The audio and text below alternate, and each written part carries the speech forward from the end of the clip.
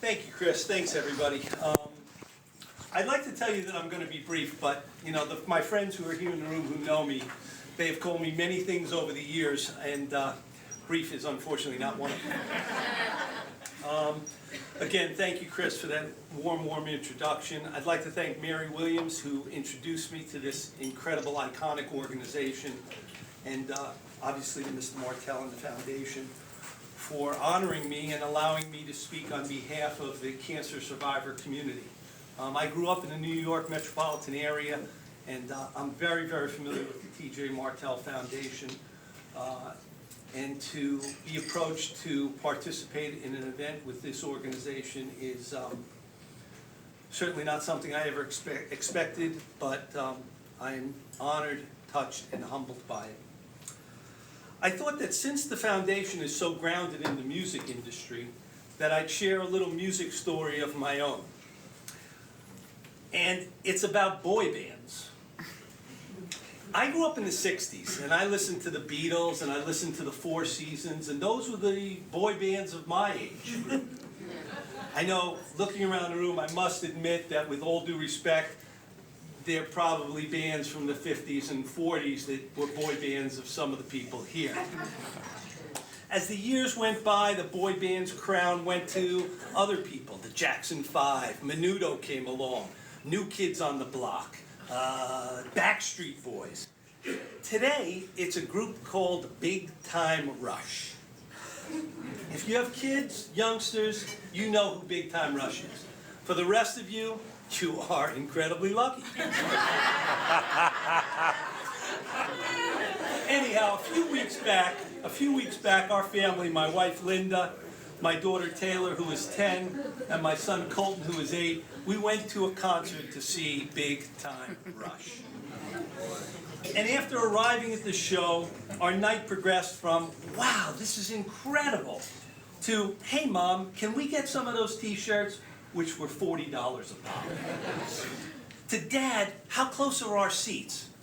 And then finally progressing to a night of thousands of screeching youngsters that was a cross between what sounded like tortured birds and a nuclear explosion. They don't make earplugs strong enough to prevent that sound from making its way through. So I did a cool MacGyver trick. And I went into the bathroom and I grabbed toilet paper, and I stuffed toilet paper into my ears, and I had strips hanging down to my neck. I was the epitome of cool. But, something funny happened. The concert started, and all of a sudden we got up and we started dancing, and we started singing, and we started cheering. And by the end of the night, we were screaming for them to come back for an encore. We had a ball. And we all left my kids' first concert with huge smiles on our face. Now, I'm sure you're going to ask me, what does that story have to do with cancer? Quite honestly, it has nothing to do with cancer. Except that I was there to experience it. Because when I was diagnosed with stage 3 inoperable pancreatic cancer, it was pretty much a given that I was going to make it to my next birthday. I was diagnosed in March of 2008. The concert was a few weeks ago. For those of you without calculators in the audience, that's 4.5 years survivor.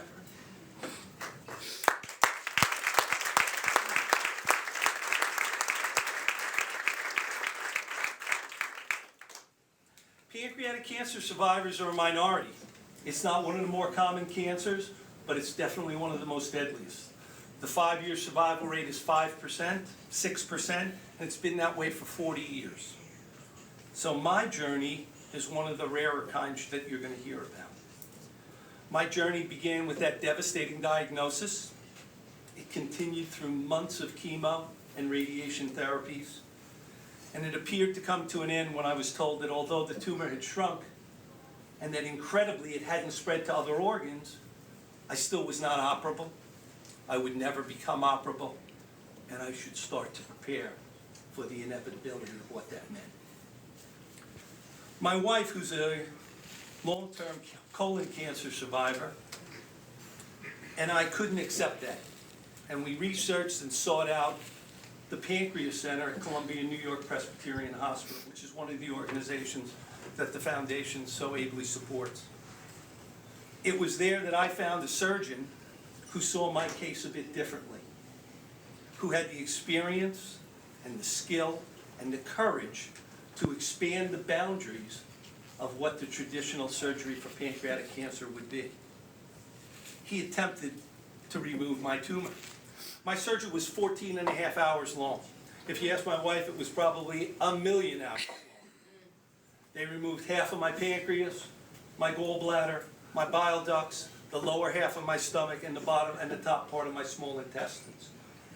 My vein in my pancreas had been infected, and they removed that and totally reconstructed it with a vein from my neck. The main SMA artery in my pancreas had been wrapped around the tumor, and the surgeon spent hours delicately and painstakingly removing the tumor from that entrapment. That surgery saved my life. I followed up with several more months of the most brutal chemotherapy. I asked the doctor that this was my one chance to ensure that I could beat it, and I wanted him to hit me with as much as I could stand, because this might be the strongest that I would ever be. And amazingly, he took me up on that offer. There were many times where I thought he was trying to kill me. The side effects were brutal, but they were endurable. And then, in 2009, almost 18 months after my journey had begun, I was declared NED, no evidence of disease. Wow.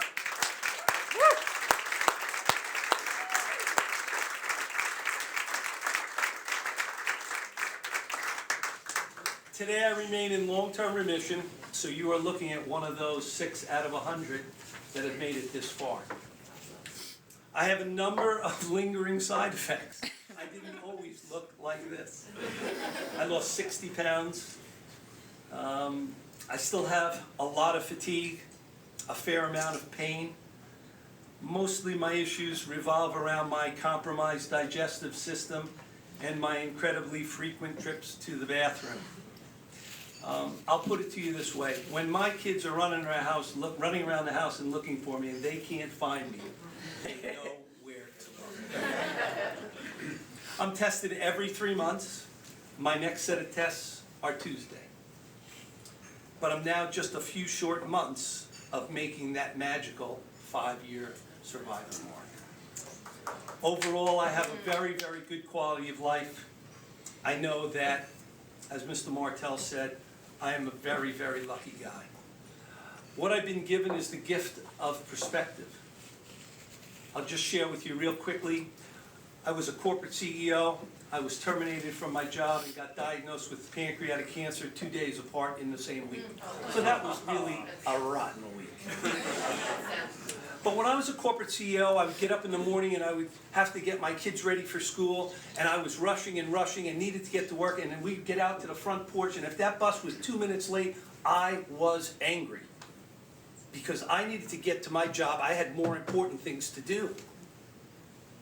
And now, when I wake up in the morning and the sun is out, it's an absolutely glorious day. And I get my daughter ready for school, and I get my son ready for school, and we go down to the bus stop, and we count the cars, and we watch the birds, and we watch the sun come up, and it quite frankly doesn't matter if the bus ever gets there.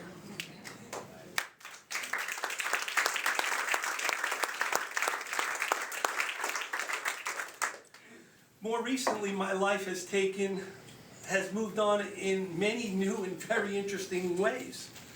A personal memoir that I wrote for my children has been expanded and was published into a book last November. I was honored by New York Presbyterian at their 2011 annual fundraising gala that raised $2.4 million. And more recently, my story has been featured in their Amazing Things Are Happening Here campaign on television and radio and in print. And anybody who's in the New York area has probably seen my incredibly large profile on these giant billboards up and down the West Side Highway in Manhattan. I've been asked to throw out first pitches at many baseball games. I've done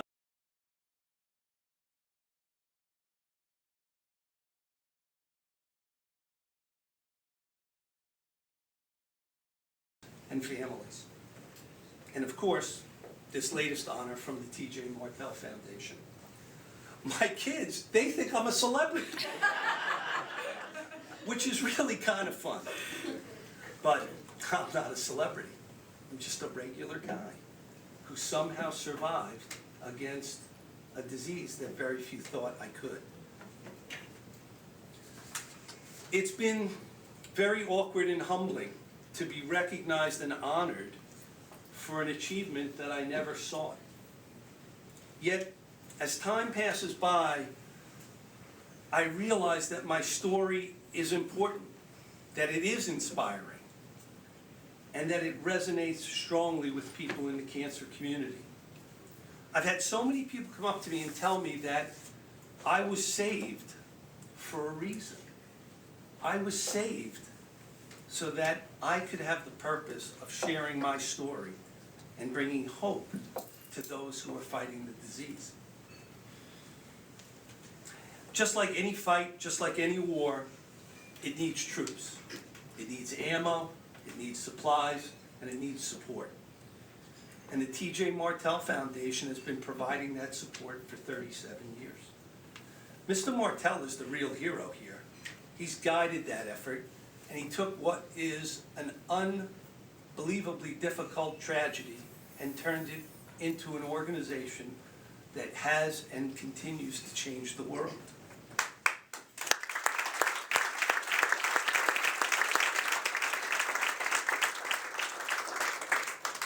I've been told by previous walk-a-thon organizers, by the organizers, that previous annual walk-a-thons always operated in memory of a previously deceased cancer patient. But that this year, the organizers wanted to honor a cancer survivor. I proudly accept that honor. You need to know that now more than ever, people of all types of cancer and at all stages of cancer are surviving.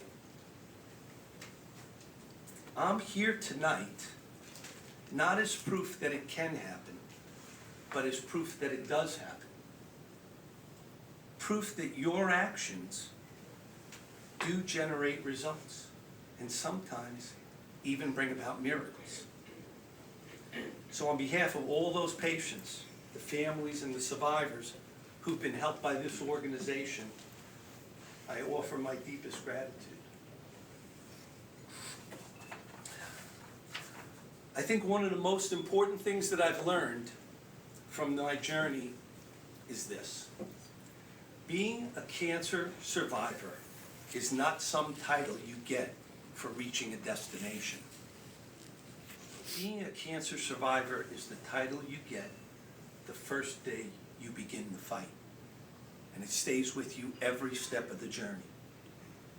In the end, it's waking up every morning and committing to do whatever is necessary to advance the fight that particular day. I thank you again for being part of the fight. I end all my speeches with the very same words: stay strong, stay a survivor. Thank you very, very much.